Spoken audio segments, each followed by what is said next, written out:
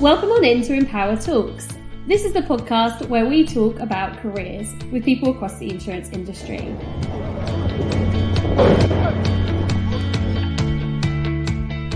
In today's episode of Empower Talks, I've got Deborah Margolis with us, who works in the city, although our relationship predates that by quite some way. Deborah is now a senior associate at GQ Littler, who are an employment law firm supporting businesses all over the city and much further afield. Today we discuss quiet quitting. Deborah shared an article about this on LinkedIn and it caught some attention. And it's a topic that I found quite intriguing, particularly on TikTok. So we'll explore what it is, why it's been talked about so much, and if we think it's the right thing to be doing. And the conversation's maybe quite interesting because we do kind of change our minds a little bit. I hope you enjoy the episode. Welcome, Deborah. Hi, Sam. Thanks for having me. Brilliant to have you here. I'm going to give everyone the backstory that I always do when I introduce you to people. So Deborah is actually the person I've known the longest in the city by quite a way. I would have been 5 or 6 when we first met. Yeah, that sounds about right. 5 or 6. Yeah. We were in the same school, primary school. In a little town called Seaford. We should mention little Seaford. shout out. It doesn't get many shout outs, does it? I bet it's like absolute hub for the insurance sector. Yeah, there's a whole 5 people in Seaford that work in insurance. And we were in chess club together at school, which Deborah loves that I mention to people all the time. Every single time. Yeah, but the thing is, Sam, I've got photos of you. You don't have photos of me. I want the photos. Yeah, but we were the only girls in the chess team, and we were pretty good, weren't we? Yeah, you were A team. I think I was B team, but I think we smashed it. We were very good. I do actually still have a medal in my little memory box. I should have dug it out for today. I will find that for you one day. My mum's got mine. I'll ask her to dig out some trophies and rosette. Excellent. But chess, there goes our street cred. I've probably said this to you, but I loved playing chess as a kid. I don't play it now, although I like to. It just isn't something that fits into your life so much. Although I'm about to teach Emily, she's going to learn how to play for sure. Because I can remember my colleague Antonia, I think you've met Antonia, I used to work with. She randomly one day said to me, like, "Did you play chess as a child?" I was like, "Yes." How did you know that? And she said, which I think was a really interesting observation, she said, "You always seem to be thinking 6 steps ahead." Oh. I was like, oh, that is a thing, isn't it? Quite logical as well, like quite strategic. Yeah. That's you. All over. Yes, it was like, oh, that could go wrong. It's like, yeah, but if that goes wrong, we'll do that, and then we can do that, and we can do that. And it's kind of a natural habit of almost lining up journeys in your mind. And yeah, it probably did come from chess. So yeah, I guess it's problem solving as well. So maybe you need to do a lunchtime chess club, Sam, like the old days. Yeah, I can see that being popular. Yeah. But don't worry, listeners, we're not going to talk about chess for the entire episode. Deborah is an employment lawyer. I am indeed, yeah. So we are going to talk about the topic of quiet quitting. Yeah, so it's an interesting one. I think it has quite emotive reactions and people feel very strongly both ways. So hopefully what we'll try to do today is not offend too many people and not put our own opinion. Just want to sort of put out there what both sides are and sort of what it's about and give some, hopefully it's a few pearls of wisdom, but hopefully nothing too controversial.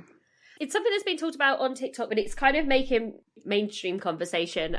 I think a lot of people are either new to the term or don't really know the term. And equally, it doesn't actually mean what it sounds like it means. It's not about people quitting. So do you want to describe what you see quiet quitting as?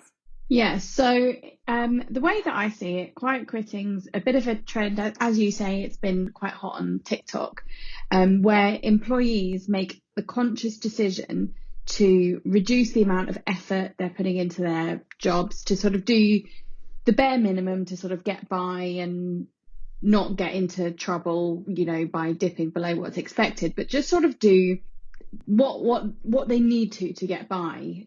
Not putting your head up for additional work, leaving on time, if there's a call at the end of the day, just saying, sorry, I can't make it. It's sort of an attitude of saying, you know what, I've had enough of what some people call a toxic work culture, the sort of hustle culture. People just saying, you know what, I'm going to do what I need. Work is not the most important thing in my life. So it's stripping it back to 9 to 5. I don't want to work any extra time. I don't want to do anything outside my job description. Mm-hmm. I don't want to go outside my comfort zone. I just want to do what I have to do in order to not get fired. Exactly. And still get paid. Yeah. And so there's loads of different reasons why I think people are doing this. COVID and the pandemic has a lot to do with it. I think during COVID, people were reassessing their priorities and they were thinking about shifting their focus, maybe to spend more time with their friends, more time with their family, and also more time focusing on themselves, because mental health has become a really hot topic and really important to a lot of people recently, and people might have suffered during COVID. So I think it's a bit of a reaction to that.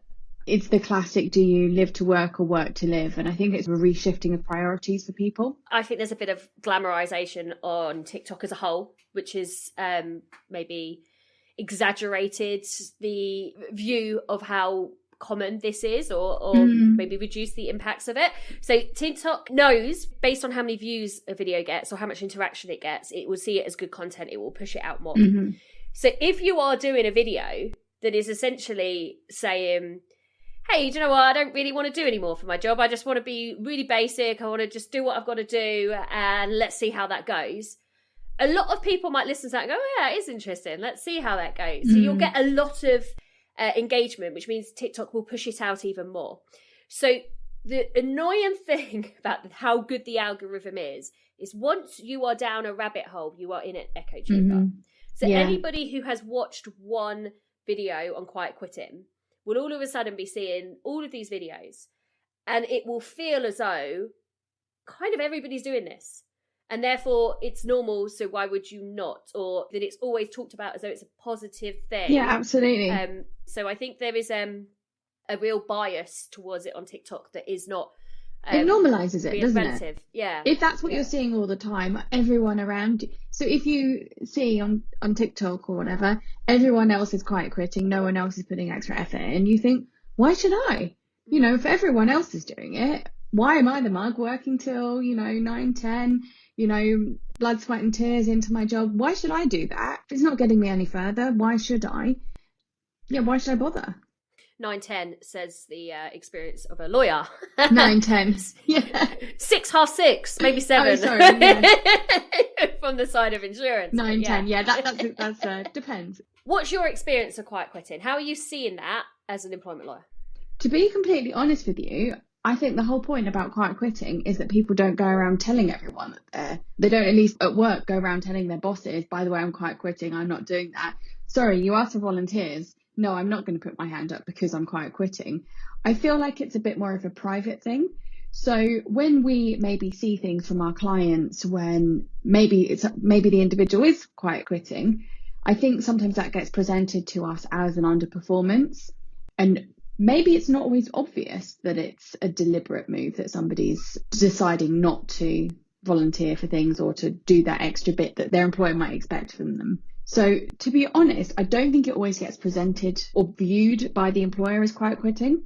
I don't think they always notice. So it would potentially be the situation where the employer knows that they've got the capability and the potential, and potentially they've seen them do things in the past. And now there's a dip in performance. Yeah. But the dip in performance can somehow maybe be attributed back to morale or some absolutely. A change in environment, rather than the fact that they're not capable to do this job because the evidence is there that they've done it in the past. Yeah, exactly. I think there's so many reasons how it might look. It might look like the employee is not motivated. It might look like the manager's not getting the best out of them. There are so many things, or your employer might think, well, actually, is there something going on in their private life or at home that we don't know about? So there's so many ways that it might be perceived by an employer. But at the end of the day, if it's deliberate, an employer might view it as misconduct. If you're sort of finishing off at the end of the day and not doing what you were meant to do by the end of the day and just sort of leaving it half done, that could potentially result in a disciplinary offence, or it could, for example, be a capability point. Your performance isn't up to scratch. What happened? What's going on with the dip? One thing that goes through my mind as I watch TikToks in my lovely little bubble of usually talking to people who love their jobs and want to do really, really well at their jobs, is that are the people who are doing this lying, first off, right? Because like you say, if you're doing it, it would be quite private. Yeah, you mean the TikTokers?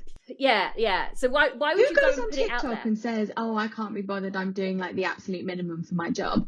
Don't their bosses see that? Yeah. So if people are putting those messages out there that are leading from it, I kind of feel like it just can't be honest, right? It can't be honest. Or if it is it that it's happening in jobs where actually that it is okay to do what you're going to do? Because I guess for me there is, and the video that I did in reply to this on TikTok, is that there is a difference between jobs and careers. And there are jobs that I've done, I've had part-time jobs where actually I look at it and think, yeah, okay, no one else is going to do all that extra stuff. Why should I, right? Hope you're not talking about your job in the toy shop, Sam. Yeah, toy shop, yeah. Or lots of retail jobs and so on. To be fair, I probably did still do stuff. But I would certainly have days where I wouldn't be that bothered about it. And if I didn't, want to do a whole load of folding of clothes at the end of the day, whether I did or didn't kind of wouldn't really have a repercussion on what I saw being my career a year from now. So there was less in it for me, right? And I feel like if people want to do quiet quitting in their jobs, that is a short-term solution to a short-term problem. I kind of feel like that's probably already happens a lot of the time anyway. Yeah. So fine. I saw a lot online saying, well, this isn't a new thing. We've been doing it for years. Yeah. Some people were saying, I've been doing the minimum for years just to get by. Why is this suddenly a new TikTok trend? Yeah. But then the other side of it is careers, right? So if you are seeing yourself as somebody who is in a progressing career, then you are going to want to do things outside of your role to demonstrate that you can do things outside of your role, and therefore be given those greater opportunities and be given that trust to take the jump and move up a stage, or the extra exposure that might come with it, or whatever that might be. The people who are selecting you as talent, succession planning, they want to see evidence that you can do more than just your role. So if you are in a career or even a vocation where you're seeing this being where you want to be for a long time, and when you leave, you want to be earning a lot more money than where you are now, then quiet quitting is a massive issue. But if the people who are kind of putting the narrative out there are doing jobs, it's not necessarily an issue for them, but we aren't dispelling that there's a difference between a job and a career. Yeah, no, I completely agree. I mean, let's say you're in a junior role and what you really want is progression. If you are working really hard and, as you say, showing that you can do that, you're really keen, you're motivated, you're willing, you're a great team player, people are more willing to give you the opportunities to go out there, and they're more willing to support you. The issue is where you said that, right? You're partaking in things, you're spending time with your team. All of that stuff is what would be deemed as like extracurricular, extra hours, extra effort. Hey, so you have contracted me to do this job. You've told me you're going to pay me that to do this job. And now you expect me to do more than that and still pay the same? The view there is that that's toxic of the employer to expect more of you than what they've contracted you to do.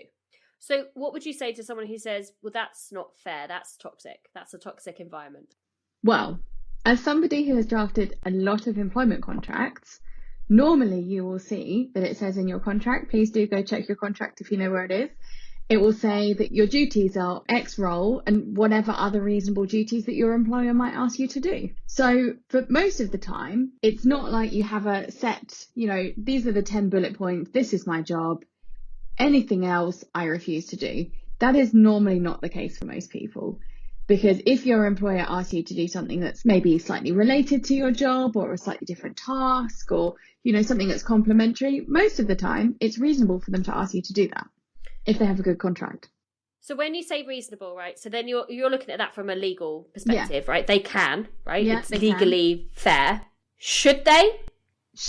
I mean, I'm for yes, right? I'm quite happy to have a strong opinion. What it is. Yes, I think you should. The lawyer's answer of it depends. But if you are in, an administrative role and somebody asks you to do a task that you sort of think, this is a bit beneath me, or I can't be bothered, or it's going to require a bit more thought. I personally think, I I don't really have a problem with that. I mean, equally as well, I really enjoy my job and I like what I do. So there is a sort of below the surface, there's a little bit of an attitude that it's almost like people don't enjoy what they're doing. And that is a different problem, which is if you don't like your job, then maybe you should think about doing something you do enjoy. Yeah, that's interesting actually, because I think maybe that's the deeper thing behind this trend of where we've seen the Great Resignation, and then maybe we've seen people who would like to be doing something else but aren't ready to for whatever reason, and rather than this being a sort of consequence of not wanting to do things for your employer, instead it's a consequence of you're doing a job that you don't want to do. So reduce the impact of it. But then I must say, like, a lot of it for me is often mindset in a job. If you're doing a piece of work that you're, not very excited about doing and determined to just come up with every opportunity you can to do as little of it as possible and kind of find shortcuts or excuses or whatever you can to minimize that, as opposed to going, oh, I really don't want to do this. Okay, how can I make it as good as I can? What can I do? And like throw yourself into it. I find my actual enjoyment, my morale of the work that I'm doing is a lot dictated around my mindset as how I come into it. So almost if you go into this mindset of quiet quitting, I feel like it's taking more energy away from you anyway.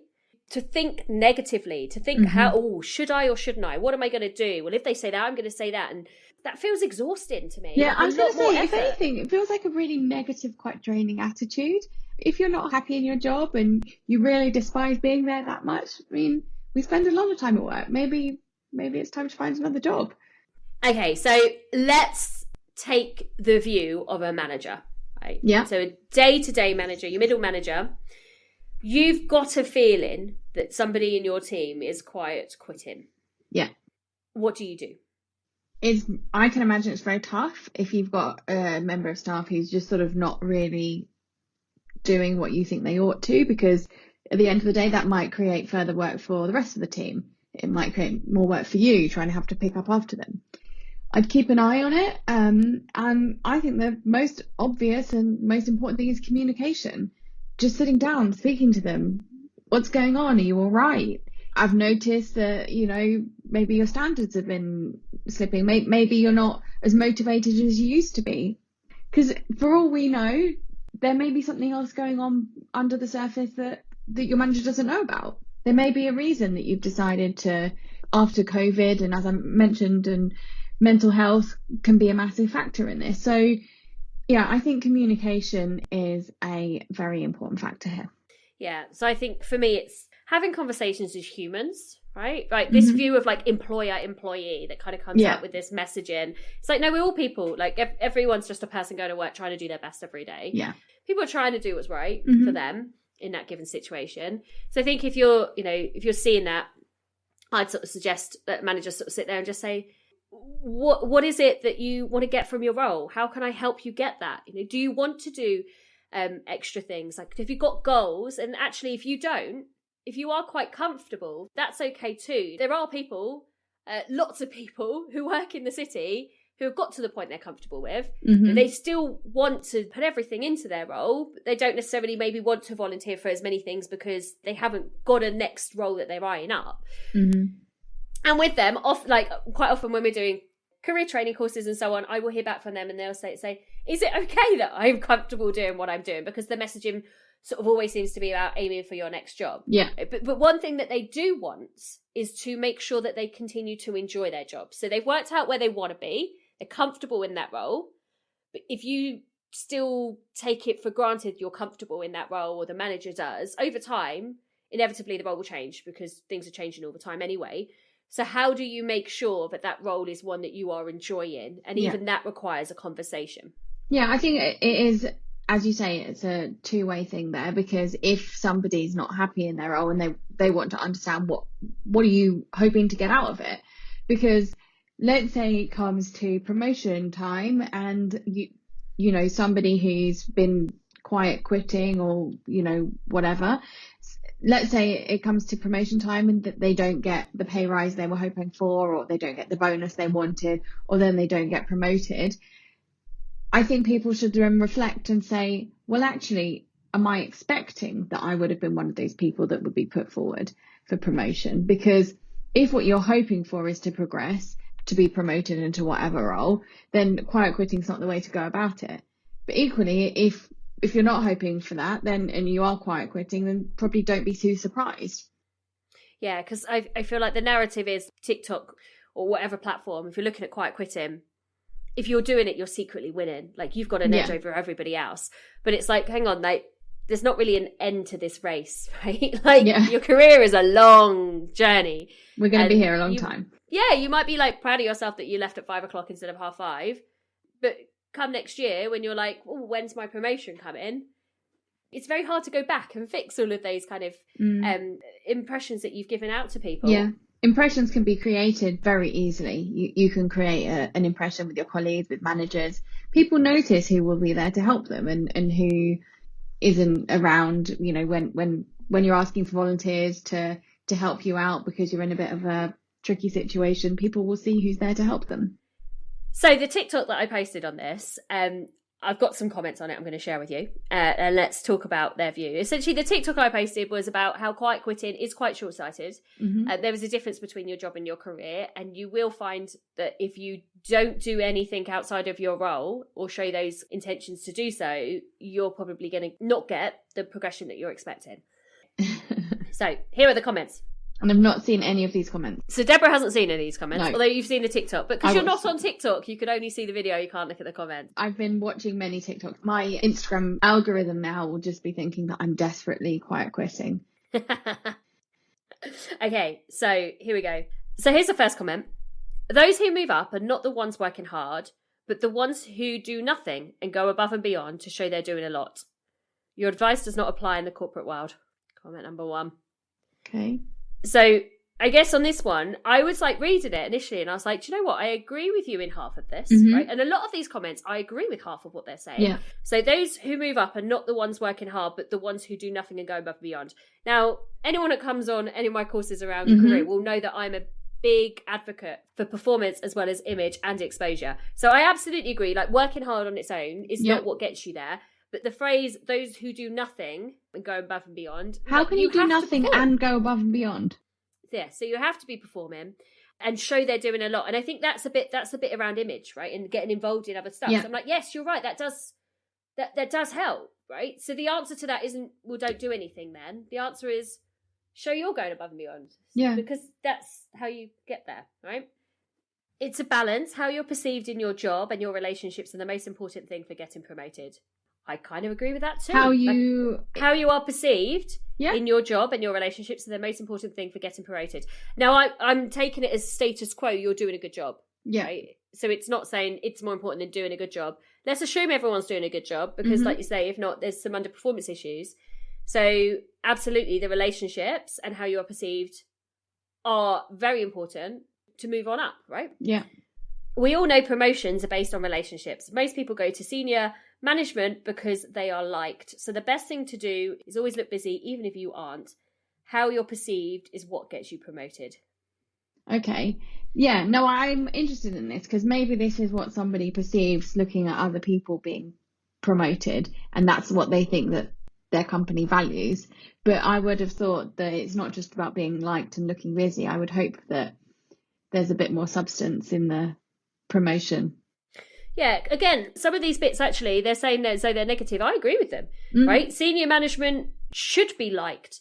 No, they shouldn't be like everyone's favourite person, so we promote them. As a manager, should be respected. Yeah, you need to have empathy. You need to be a leader where people are going to listen to you and follow you, right? So you need to have those relationship skills.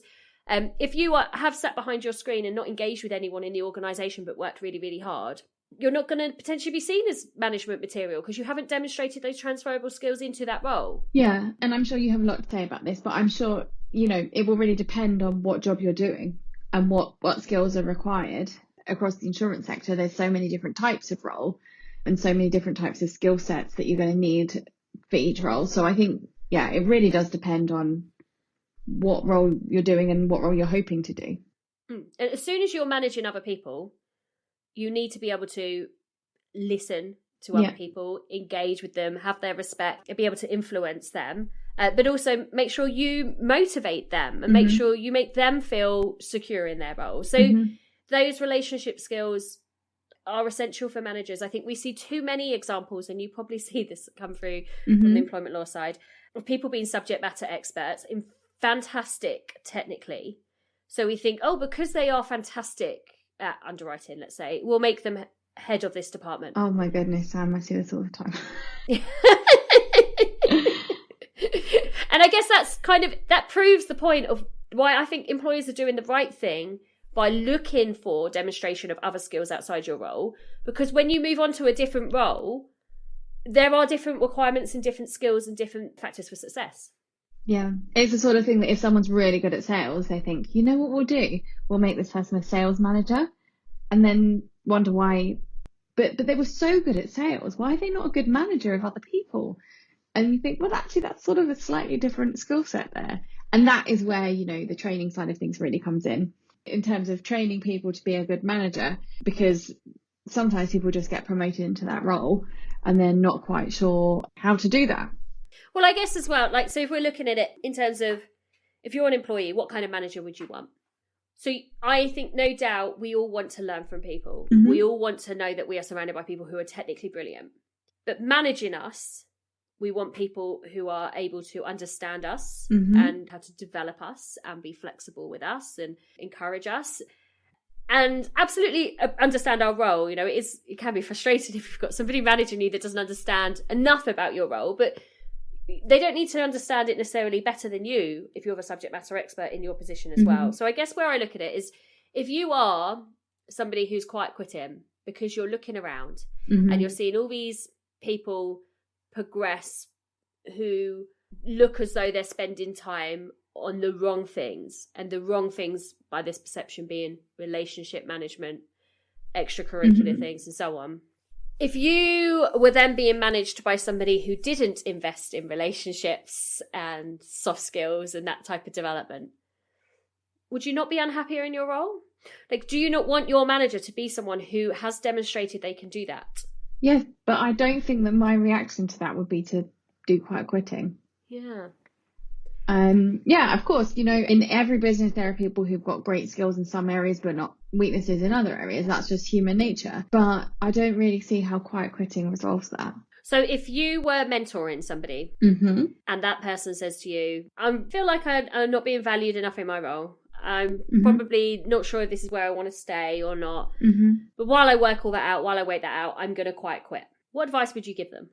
Well, I think as well, motivating employees is a really important task, and that is also where the employer comes in. And I would be concerned if somebody I was managing didn't feel very motivated or valued. That's something that I would take away separately to management and say, hey, I'm a little bit concerned about morale. Is there anything we can do more generally in terms of, engagement, training, basically bringing people back, because it is a bit of a two-way thing. And that's something that I've seen a lot on quiet quitting commentary. It's not just always for the employee to be motivated and to feel their own way. And, it is also for the employer to look around and say, well, what can we do to keep people engaged and to keep people motivated? Maybe a bowl of fresh fruit doesn't always do the job. But yeah, I think there's a broader thought there. And, as you said, in terms of management and training and making sure people sort of stay involved and connected, especially in light of, what's going on more generally with the Great Resignation, the numbers of people who were leaving to do other things or to move roles. I'd be really conscious of trying to retain talent. Yeah, and I guess, I've seen it before where you can have a really good morale and people who are going above and beyond, and a handful of people doing what we would now describe as quiet quitting. And then there not seemingly to be any repercussions of that or recognition of the extra work that others are doing. And then you see some of the people who have previously gone above and beyond thinking, why am I bothering? I don't seem to be recognised for what I'm doing extra in comparison to what seems to be culturally acceptable here.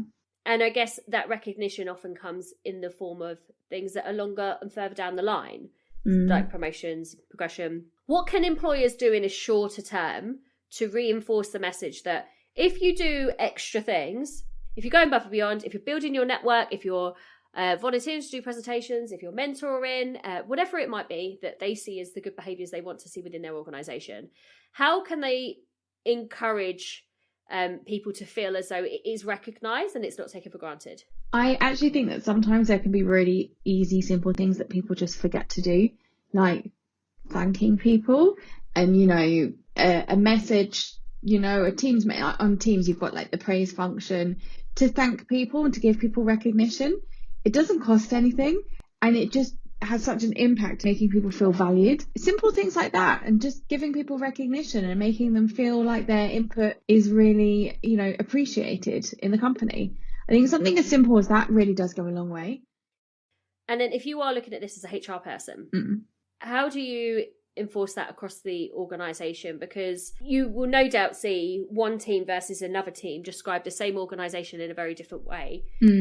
Simply because of the experience they get, and often a lot of the time is because of their manager within that as well. So how can, rather than saying this might work, try and do this, what can you do more centrally as a HR department to try and avoid this?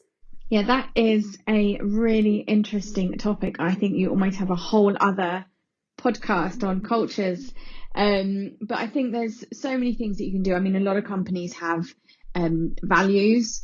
And obviously values are only important to the extent that people actually believe in them and adhere to them and understand their importance. So understanding as a company what you represent. And I think another thing that people often do is if they think that there's a lack in motivation, it might be a case of rolling out training in the business to sort of try to engage people and to bring them together. And, things like team building events as well can be really worthwhile, and getting people together and to sort of talk about who are we as a company? What are we doing? Where are we going? Just to bring people together to listen as well. I can just tell you about us, for example. What we did a few years ago is we all sat down and we had to think about what the most important values were to us. And we came up with a list of the values and what we thought that encompassed and how we thought we could live those values in terms of our everyday work. And we regularly refer to them. So, for example, one of our values is caring. And to us, caring means caring not just about each other within the team. It means caring about your clients, caring about the work, caring about the environment. It means a whole load of things. And when we have new starters, it's something that's really important to us that we communicate what our values are. So people know what's important to us, and we work together as a team to try to encourage each other. Yeah, you do actually raise a point there in terms of communication right from the word go interview. I had a really interesting podcast conversation where the manager, I think it was Five Guys, a conversation, no doubt on the Diary CEO, because it's one of my favourite podcasts. And he essentially said that in interview, he tells people how hard the job is, and essentially almost tries to put them off it, right? Because he doesn't want people coming in and going, oh, this is a lot harder than I thought, I'm going to leave, right? He wants people coming in going, gosh, this is going to be a challenge. I can do that, all right, so I'm going to keep going. And I've actually taken that on myself. So as I interview people, all the things that are the worst things at work in power development, I tell them at interview stage, because if it's going to put them off, I want it to put them off before rather than once they're in. And they are things like, we don't have an IT department. You will be fixing your own printer. All of the things that you might be surprised by when you come in and struggle with, put them right at the off. So I guess in this stance, if you're saying, there's certain expectations that you want people to do outside of the role, it's telling them that interview, saying this is the expectation of the role, this is the values of the team, we really like people to turn up for that and so on. And if you feel like that's too much to ask for, then it's certainly too much to surprise on somebody once they've started their job. So if it's too much to ask for at interview stage, then you're setting yourself up to failure if you bring it in later on anyway, I guess. So working out what that is and, like you say, articulating it right from the beginning, I think is really key there too. But then I was also thinking, celebrating successes more publicly. I think one of the things that is hugely underutilized in organizations is things like intranet pages and internal communication. You'll have people who sit in internal marketing who are desperately looking for content to include in their monthly newsletters or whatever it might be. And there will be examples of people who are doing a really good job. And if you say, actually, this person had this particular problem, they were able to fix it, or they came up with this innovative way, which was outside of what we've done, or they found this new solution for us, or whatever it might be, you're doing the marketing department often a bit of a favour by pointing them towards it. And then they can do a lot of that recognition for you in quite a meaningful way, because the individual gets the recognition, but also you are setting a standard and a communication across the business of this is what good looks like for us. Yeah, exactly. I think that's a really good point. It's so easy to do as well, to just sort of pat each other on the back and say, you did a great job. And I think saying to somebody one-on-one, you know, you did a really good job, or, you know, really happy with what you did, thank you for doing X, Y, Z.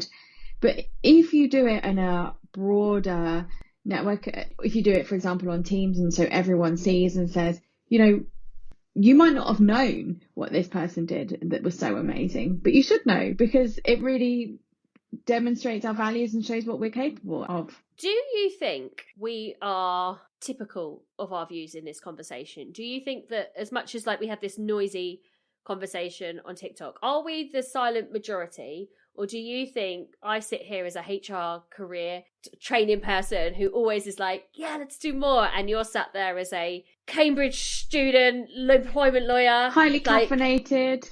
Yeah, like, are we typical? So if we spin this round, right, what are Gen Z getting right with this? Oh, you've made it a generational thing. Oh, it certainly is a generational trend on TikTok. Yes, because it's on TikTok. But I'm seeing lots of people who are not Gen Z saying, okay, you know what, we've been doing this for years. You've not created something new.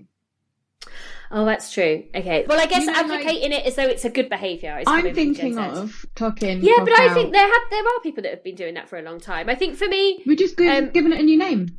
Yeah, but then if you look at this from a HR side, right, those would be your people that you can guarantee are going to be able to be there and do the same job and sort of be comfortable sticking with it. And you need that. You need that in an organisation. I don't see that as the quiet quitters. For me, I see the quiet quitters as the people that were doing things before and have now stopped. Not the people who are quite happy doing what they're doing. Mm-hmm. Just getting on with it. Yeah. Yeah. No, I'm seeing this more as a it's almost like it's not a tactic for you to just how you want to live your life and go to work. It's more of a quiet strike, right? It is. It feels like a bit of a rebellion. Yeah. So I feel like sometimes people who are doing it, I'm like, oh no, like that doesn't match with what you're telling me your goals are, right? Or what I'm seeing from you is what you want to get from your career. You can't, the two things don't go hand in hand. So it's not people who are quite comfortable, you know, and I've had phases in my time where I'm like, actually, right now, I'm going to do a little bit less for whatever reasons.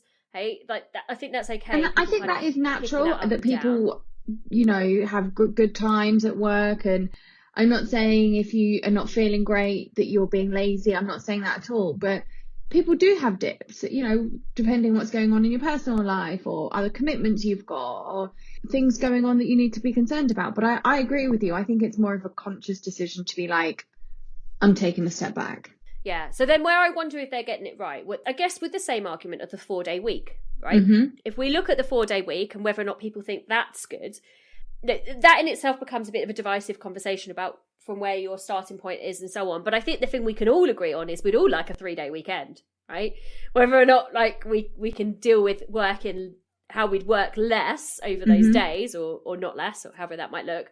We all agree on the fact, yeah, we want more days. And I guess as you listen to people who are quite quitting, you're like, well, we all agree that we want people to have a really healthy well-being. Yeah. We all agree that people shouldn't be doing more than what what is not necessarily expected, but what is reasonable. We agree that progression should be transparent. You should know how to get promoted in your organisation. Those unwritten rules should not be unwritten. People should be talking about those. All of that I agree with. So I guess the narrative sometimes of what they think might be encouraging them to quiet quit, I agree with a lot of that. What I don't agree with is the action. Hey, the idea that by quiet quitting you're going to get a positive consequence that's any different to carry on as normal. But I do think it is kind of healthy that people across companies, across industries are benchmarking how much they do and the impact of that. And I guess one example that we are seeing is when you talk about the big four.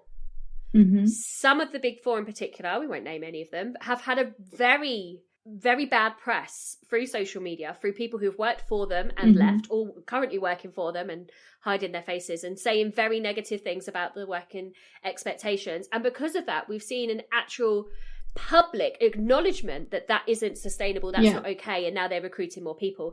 And actually, the way that they recruit and the way that people work in those organisations has been the same for decades. And this is the first generation that has actually made them do anything about it. So arguably, are they getting it right? Yeah, no, I see what you mean. That's a good point. And people are saying that they don't want to be a slave to the corporate machine, and that is one way of looking at it, and things are changing. And also maybe with COVID as well, people have been spending a lot more time at home and working differently, and maybe seeing their family a bit more and going for walks at lunchtime. And maybe they just see it as getting the work-life balance right. Maybe that is one way to look at it. And especially because a lot of employers are maybe saying, you know what, working from home was great, but we want you back 2-3 days a week. And maybe people are saying, you know what, it worked well before, we don't want to do that. And some of the examples I've seen of quiet quitting is people saying every week coming up with a reason for why they don't have to come into the office, because they sort of see it as their way of drawing a line and saying, making their own work-life balance to basically work how they want to. It's like parent-child dynamic, isn't it? Psychology-wise, right? The parents putting in stricter rules or saying like, you have to do this. And then the child reply of coming up with a way of getting away with it without actually having a conversation. Whereas actually both parties, so if we look at the parent-child psychological dynamic, the goal is for neither to be a child or a parent, right? Because if you act like a parent, people will respond to you like a child. If you act like a child, people will respond to you like a parent. What you want is for you to have an adult-to-adult conversation. And that's where, I guess, companies giving people some degree of choice. So not necessarily saying pick whichever days you come in, but maybe saying this is the expectation of how often we need you to be in the office. You have some degree of choice over how you do that. We have an anchor day. Or So then the employee doesn't feel like they're being parented. They feel like they are an adult in that conversation as well. But you are creating an environment where both parties are equal. I mean, is equal the right word? Because at the end of the day, it should be equal. You should feel balanced, that what you're putting in and what you're getting out is well, at the end of the day, both the employer and the employee should be happy with what the situation is and what the deal is. And if you're not happy with the deal and you feel resentful of your employer for making you come into the office however many days, these sorts of things, that's where you can start to sour the relationship. Sometimes it's the little things that build up over time that make people want to quiet quit. It was great, I was working from home, and now they want me to come into the office, and what's more, they want me to do this, whereas I never had to do this, but someone in my team has left, so there's more work, and it's not fair that I now have to pick up their work as well. And I have a controversial thought that you may or may not like. So as we have all seen, you can't really get away with it watching the news. There's a lot of companies are struggling financially, and depending on what sector they're in and where they operate, I think in the next 6 months, a year, however long, I think a lot of companies are going to face financial challenges, and there's going to be a lot of pressure on them to make cuts and maybe to make redundancies. Now, I wonder if that will impact people who are going with the who are deciding to go on the quiet quitting trend, because they might look ahead and think, you know what, maybe they were made redundant at the end of COVID, and I wonder if people will be looking ahead and thinking, you know what, my company is going to be making cuts because of the financial challenges more broadly. So I wonder if maybe I ought to just step up a little bit more, and maybe it's not a good time for me to be quiet quitting. That's a controversial view that I've not really seen anywhere, but I wonder if it's going to make people reflect. Yeah, I guess as well, it does depend on your industry, doesn't it, in terms of how the economy impacts your roles. In insurance, we are arguably one of the most recession-proof industries. Yeah. Well, employment law too. So become an employment lawyer and work in insurance. Or become an employment lawyer. Exactly, there you go. Yeah, I mean, that can always be a risk. But I just wonder if you look around and you see a few companies are making redundancies, or, not doing so well financially, facing challenges. I just wonder if it will make people reflect on how visible they want to be and whether they do want to make that extra effort. I wonder if there might be a same reason, different implication, that companies look at the fruit bowl, right? Look at all of the trivial things they put in around the office for good spirit. Yeah. And to cut costs, they pull those things out, and then pulling those things out make individuals, sometimes those things, putting them there doesn't add a huge emotive value, but taking them away has a huge impact. Yeah. I wonder the value of a fruit bowl versus a manager who gives you feedback and motivates you and shows you how valued you are. Well, of course, we'd pick the manager, right? I thought you would. The fruit bowl. But you pick the manager. But if I've got both and you take my fruit bowl away, how dare you take my fruit bowl away and expect me to stay working an extra hour? I'm sure there have been some real surveys on this with some proper results to show what people value the most in the workplace. I do not have them to hand. So I don't think, I'm not thinking it adds to your value, but I feel like it's the emotive thing. Taking something away that was there. Yeah, people I can remember, for example, when there's been changes like flights dropping from business class to economy. Ooh. People being very frustrated about it, rather than very grateful that the business class was there to begin with, which for anyone hearing it, you think, well, that was lucky you had that, right?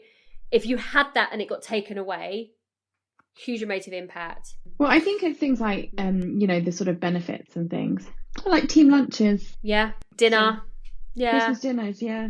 But I think as well, things with team lunches and Christmas dinners, it's not really the value of the food and the whatever you drink. It's the value of spending time with your colleagues and getting to enjoy their company. So the reason we started having this conversation is because you did an article this on LinkedIn. What made you do the article on LinkedIn? Had any of your clients mentioned it, or had you just been seeing it yourself on social media? I had heard people talking about it, and I haven't specifically heard clients using the language of it, but I do think it is a very interesting topic, because I know that I feel like it's there, but it's sort of below the surface. I feel like people don't really label themselves at work as, oh, I'm a quiet quitter. I think it's quite a taboo thing to do, probably. But I have heard of it. I haven't really heard of anyone owning up to it, though. I think maybe it's only on TikTok that people do it. And that's where I wonder if they actually really do it, or they're just doing it for the likes. Yeah.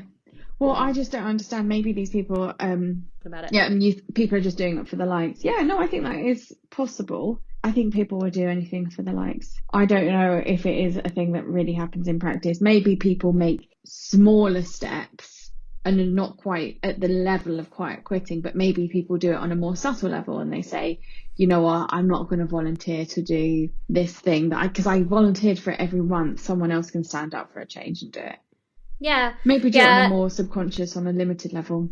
And I think, there's some merit that I like to being conscious about what you volunteer for. In fact, that is one of the things, again, I train people on in our Women with Presence course, is being conscious that you're not the one always volunteering for what we call the non-promotion work. Okay? So women being twice as likely as men to volunteer to be the one who takes the notes or books the lunch, exactly, or books the meeting room. Yeah, and the one that pours the tea at the meetings.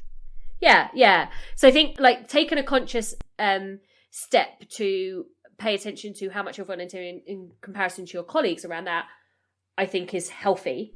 But taking an attitude of I'm not volunteering for anything anymore is probably too much of a dramatic change. And I also say is if you're going to start doing less, tell your manager why and make sure that they're not trying to jump to their conclusions about what that change of behaviour is. So make sure you have a collaborative conversation with them around it, so they can also help out and say, actually, does someone else want to take the minutes this time? And make sure that kind of work's being shared around. So yeah, I think sometimes that's that's healthy to be a little bit more conscious of. The other time, of course, is when people are looking for a job. And again, I don't think that's unhealthy. I think if you are quiet quitting in the sense of you're not going to do anything more than you need to because you're looking for a job somewhere else, and eventually you're going to go somewhere else anyway, the end goal is not going to be hugely impacted by that, as long as you are doing enough to maintain your reputation, because it is a small market. Things do get round. Yeah, I completely agree. The insurance sector is very small, and people know each other. if you're in a small industry, you may end up working with people again who already know you. And conversely, if you are the person who, for example, I've got a colleague who once we had something happen on a case late at night, and she was the first. I didn't even ask her. She stepped in to help me. She didn't need to. It was evening for her as well. She stepped in to help. What can I do? I'll do this. I don't care what it is. Let me share the work burden with you. And I remember that, and I'm grateful for it. But then, are we going back to this kind of view of, should that be how we work as a society? We have a lot of clients who are in the US, so it's quite normal for me in the evening that I might still get emails coming through because someone might be in California and they're 7 hours behind. And if something comes in, I might need to keep an eye just to be like, yeah, got it. Yeah, or I'll come back to you tomorrow. Or if there's something I can quickly respond to so that they don't have to wait a whole day, then I'll do that. But it depends where you work. It depends where your clients are. Yeah. And I guess it comes back to the comment of, if you're told that at interview, we have international clients, sometimes, it'll be expected that you at least acknowledge emails in the evening. I think as well, it's the fact that I want to deliver a good service to the people I work with. For me, it's really important that people come to me for advice, and I want to give them the best advice in the most timely way. I want to help people to resolve whatever problems they have. Yeah. Do understand the underlying reasons why people might quit, but I can't pretend it's how I operate. Yeah, and that's it. Like, I'm empathetic when people are in a job that they don't feel valued in. I would probably give them a whole bunch of suggestions to what to do about it. And quitting would be nowhere on those suggestions. Yeah, I think boundaries is important. I understand that. But I don't think that a full-on quiet quitting is the answer. So as an employee, I did put out of officers on, for sure. As an employee, I took 6 weeks off at one time, took a whole sort of sabbatical, and very rarely checked my emails in those 6 weeks. For me, it's always been work how it works for you, right? And there were days where I probably should do some emails and I don't. And there are days where I probably shouldn't do emails and I do. But then I guess this is back to the conversation of job, career, vocation. Yeah. Like, I'm in a vocation. Like, I'm so fortunate that I've been able to work out a way of having a business.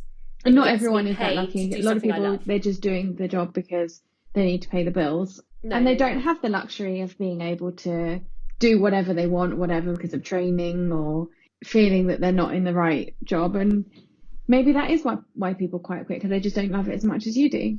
And I guess this is where back to the comment of, are we in a bubble where we do both do something we love? Yeah. It's not so much of a big ask. Actually, this is probably a really key point. Whenever I stayed late, like as an employee, like when I was as an employee, it was a choice. Like, it was because I wanted to do something. I wanted to get ahead. I wanted to have time to do that extracurricular thing that was in my diary that I really wanted to get to, or that lunch that I really wanted to go to. So I chose. No one ever asked me to. And I was doing that because I wanted to do this extra because I loved my job. Yeah. And also you wanted to do a really good job. And if you were delivering training when you were in the job that you were in before you did this, you wanted people to be happy and to take the most away from it. Yeah. But then as I think about it, of course, like, I was in that one particular role for years and years. Of course there were ups and downs. Like, there were definite times where I did not enjoy my job as much as others. And my performance absolutely dipped. But that was my choice. Like, I chose to dip it because I didn't feel like I was getting the reward back. So I didn't want to put more in than probably I needed to. So I probably, in reality, thinking about it, I have quite quit in the past. Yeah. I can think of before it was fashionable. It wasn't something I was doing to get revenge on progression and so on. It was something I was doing because I just didn't love my job at that time. And a lot of people will say that quiet quitting is not underperforming. They're just not doing extra. They are doing what's expected. Oh, absolutely. If you're quiet quitting, you are ticking everything on your job description. There is no way that anyone can say you're underperforming. The conversation is more like to be around things like attitude that are much harder to pinpoint and evidence in employment lawyers' point of view. So it's complex. It's not always straightforward, and there's always a lot going on that people can point to. And sometimes it's just very small things, as you say, you just can't pinpoint. So, Deborah, we always end these episodes with a piece of advice from the guest. So people looking to progress in their careers, what advice would you give them that's either helped you or you think is meaningful and helpful for others looking at advancing their careers? Okay, Sam, that is a very good question. I would say the best thing that I would recommend is get feedback from people that you're working with. The most useful feedback that you can get is going to be at the time, and not only get the feedback, but listen to it, be receptive, and always think about what you can do to improve. When you say people you work with, do you mean like peers as much as managers? Like, is it a 360 view? Yeah, no, that's a good point. The thing is, for me, is I don't often work with people of my same level. So for me, it would be managers and also people who are more junior than you. If you've got people who report into you, to just say once in a while, how are you finding things?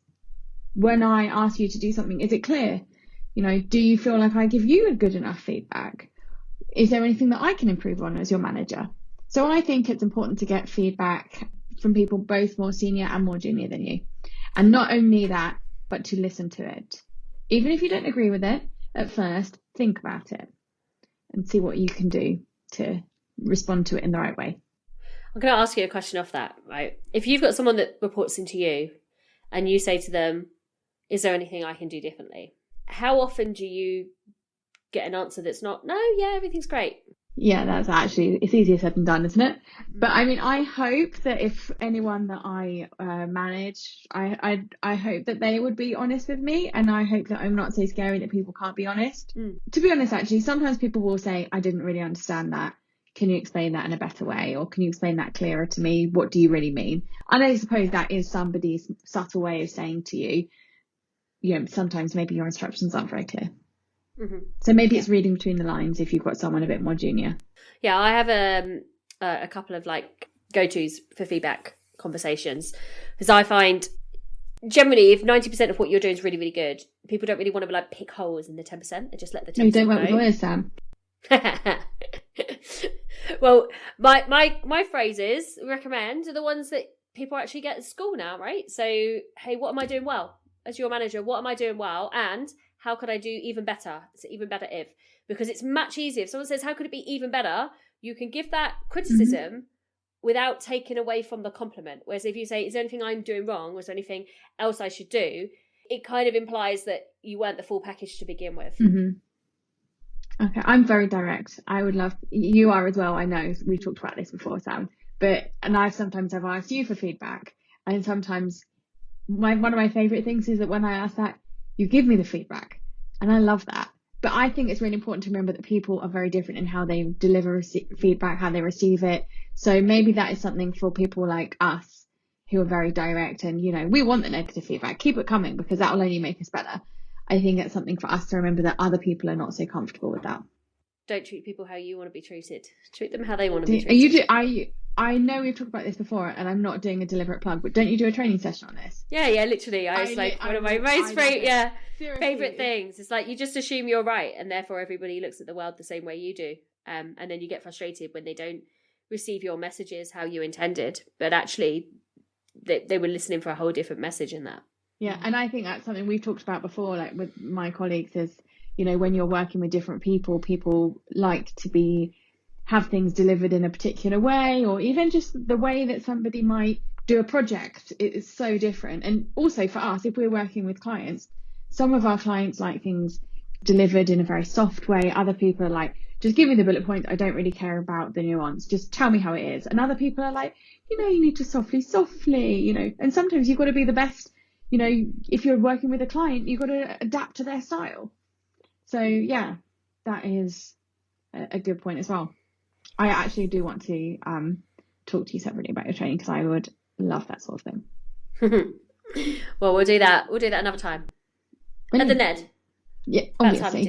About time we did a coffee at the Ned. Absolutely. When you can come to our brand new offices, come see us. Yes. Yeah. Yes. I'm very excited about them. They look brilliant. Yeah. Okay. Come by. All right. Well, thank you so much, Deborah. No problem. Pleasure to speak as always. Interesting to put this topic into a little bit more practical kind of scenarios and come out with, I don't know if I come out clearer out of the end of it, but at least we've given it some thought. We'll put your details and the details of GQ Littler in the show notes as well, of anyone wants to follow up with you for always happy to advice. chat. All right. All right. See you later.